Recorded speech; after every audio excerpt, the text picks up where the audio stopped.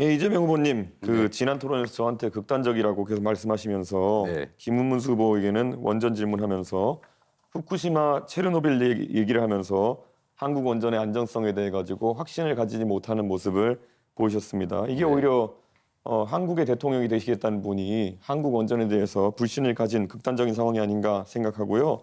자, 그러면은 중국 원전에 대해서 한번 여쭤보겠습니다. 중국 동쪽 지역에는 원전이 많이 몰려 있고요. 이게 사고가 날 경우에는 대한민국의 직격탄인데 이건 어떻게 위험도를 평가하십니까? 저는 대한민국 원전을 불신한다고 한 바가 없어요. 안전성에 우려가 있다. 안전성에 우려가 있죠. 그 안전 관리 비용이 엄청나게 많이 든다는 말씀을 먼저 드립니다. 사고는 잘 안 나겠죠.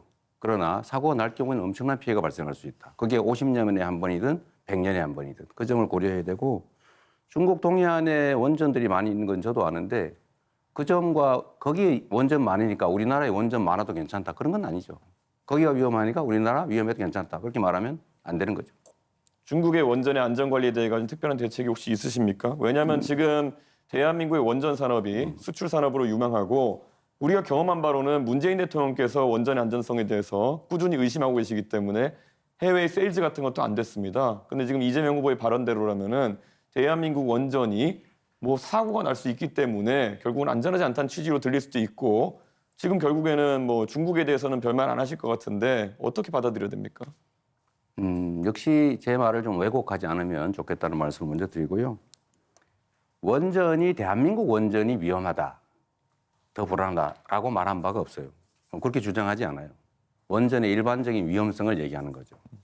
또 원전이란 지금 당장은 싼 게 맞지만 폐기물 처리 비용이나 또 위험을 비용으로 환산했을 때 그걸 계산하면 엄청나게 비싼 에너지일 수도 있어요. 또 한 가지는 지금 이미 유럽에서는 원전 생산 원가보다 풍력 발전 원가가 더 떨어지고 있습니다. 그 점을 고려할 필요가 있어요. 그거 다 감안해 가지고 원전이 더 싸다고 제가 그때 말씀드린 거고요. 그 LCOE라는 단가로 말씀드린 거고요. 그리고 지금 미세먼지 문제 때문에 이재명 후보께서 중국과 일본과 협력하겠다는 취지로 말씀하셨는데요. 네. 미세먼지는 편서풍지대에서 서쪽에서 날아들어오는 것인데 일본과 어떤 협력을 하겠다는 건지가 애매하거든요. 결국 중국이 미세먼지의 원인의 대부분이다라는 것을 말하는 데 있어가지고 일본이 개입할 여지가 있는지, 실제 일본 같은 경우에는 일본 대부분 지역이 중국발 미세먼지 영향권에서 벗어나 있습니다. 어떤 협력을 일본과 하시겠습니까?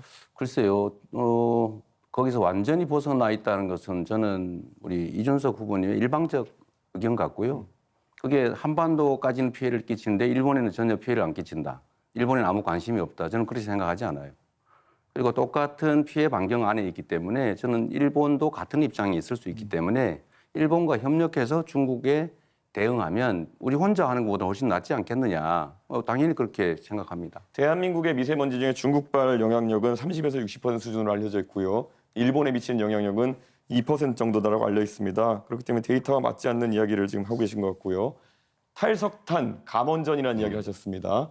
그러면 이 안에서 보통 우리가 봤을 때 기저전력을 무엇으로 해결하겠는가라는 질문을 하게 되는데요. 네. 에너지 수요는 갈수록 AI와 로봇의 발달로 늘어날 텐데 탈석탄하고 감원전하면은 기저전력 수요가 늘어나는 것엔 무엇으로 대응하시겠습니까?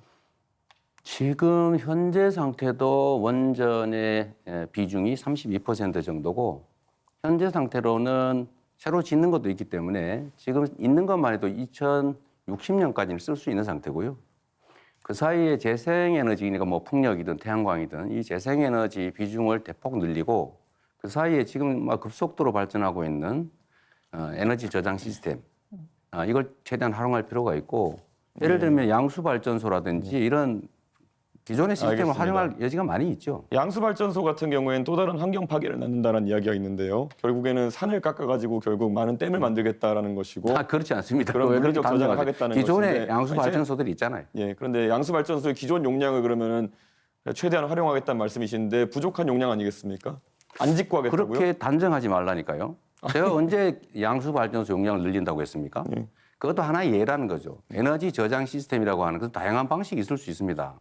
앞으로는 전국의 모든 전력망이 지능형으로 다 연결이 되고, 밤에 예를 들면 그 자동차 배터리 꽂아놨다가 안 쓸 때는 배터리에 전기를 빼서 다른 데 공급할 수도 있어요.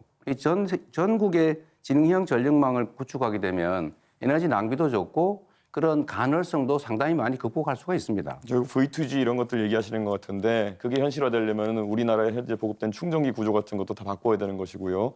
그리드 다 바꿔야 되는 거기 때문에 너무 가볍게 말씀하시는 것이 아닌가 이런 우려가 좀 있습니다.